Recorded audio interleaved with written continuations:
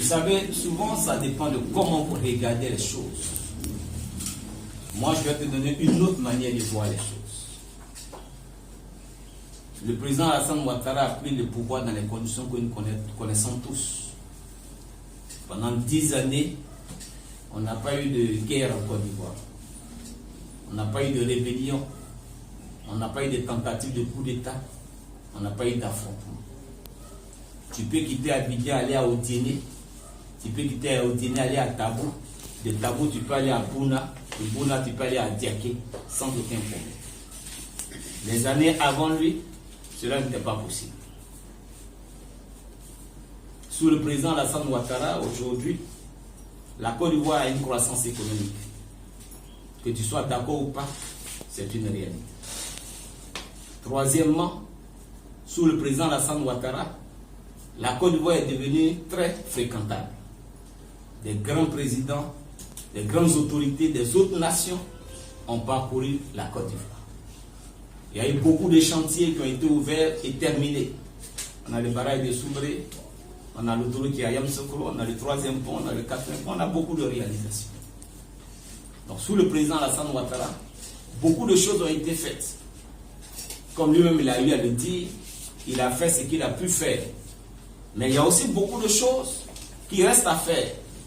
Beaucoup de choses qui n'ont pas pu se faire, telles que la réconciliation nationale, la cohésion sociale, le système qui organise les élections, les prisonniers, le président Laurent Gbagbo en prison, le Blé Goudé, les exilés. Il y a beaucoup de choses.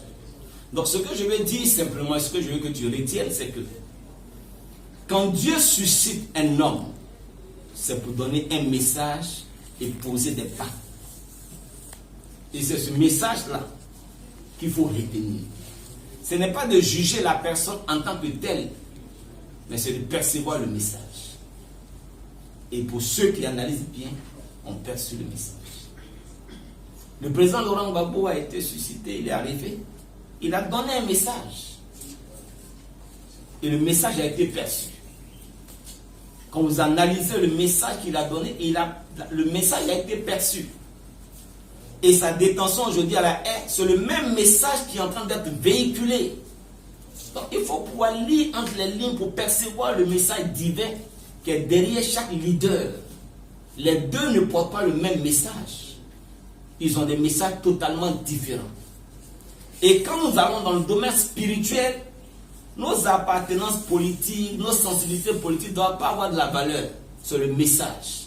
Quand tu retournes dans la Bible, quand Dieu a suscité Moïse, c'est pour un message. Quand il a suscité Élie, c'est un autre message. Quand Ésaïe est arrivé, c'est un autre message. Donc, chaque envoyé de Dieu est porteur d'un message et d'une mission. Donc, ce ne sont pas des messagers, des personnes qu'il faut comparer. Il faut pouvoir savoir, mais Dieu a suscité le président Alassane Ouattara, pourquoi? Et une fois que tu l'as compris, c'est le plus important. Il a suscité Laurent Gbagbo, pourquoi? Une fois que tu as compris, c'est le plus important. Mais dans tout ceci, c'est les fondamentaux spirituels, le respect des fondamentaux spirituels qui font la différence. Je vais terminer par te donner une image très forte que j'ai donnée à une télévision, à LMTV. On était un débat entre certains leaders. Je dis ceci. David, le roi David a dirigé Israël pendant 40 ans. La Bible dit que David, là, il est l'homme selon le cœur de Dieu. Mais David n'a jamais apporté la prospérité et l'abondance en Israël. Il a choisi sa méthode qui est la guerre. Guerre, guerre, guerre. Mais malgré ça, il est l'homme selon le cœur de Dieu. Mais le jour où il a voulu construire un temple pour Dieu, Dieu lui a dit non, non, non, non, non. Toi, tu ne peux pas me construire un temple. Tes mains sont souillées. Mais c'est ton fils Salomon.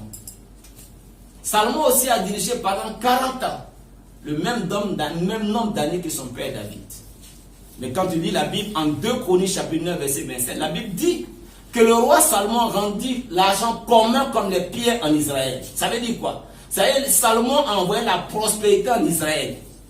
Tous ceux qui étaient en Israël, chrétiens ou pas, tout le monde était prospère. Et quand Salomon avait le temps d'observer les animaux, les fourmis, les richesses viennent de partout. Parce que dans la mission de Salomon, il a choisi la stratégie, la sagesse, l'intelligence. Il a conçu la paix autour de lui. Vous comprenez? Mais David était le choix de Dieu. Salomon aussi est le choix de Dieu. Pourquoi les deux règnes sont différents? Comme mes amis l'ont dit. Il dit, je mets au devant de toi la vie et la mort, la bénédiction et la malédiction. C'est toi qui choisis. Dieu ne t'impose pas. C'est pour cela qu'à cette conférence publique, nous donnons les fondamentaux spirituels de la Côte d'Ivoire qui se trouvent dans l'hymne national. L'unité, la paix, pays de l'hospitalité. Donc, voici des fondamentaux. Si nous suivons ne serait-ce que ces fondamentaux qui sont seulement dans notre hymne national, dans notre emblème, vous allez voir que la gestion de la Côte d'Ivoire va être une gestion collective et participative.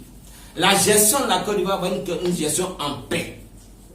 Que ce soit chrétien, musulman, bouddhiste, réunien, tout le monde va être associé. Et tous les sachants vont apporter les savoirs à l'État. Et c'est ce qui va permettre à la Côte d'Ivoire de prospérer.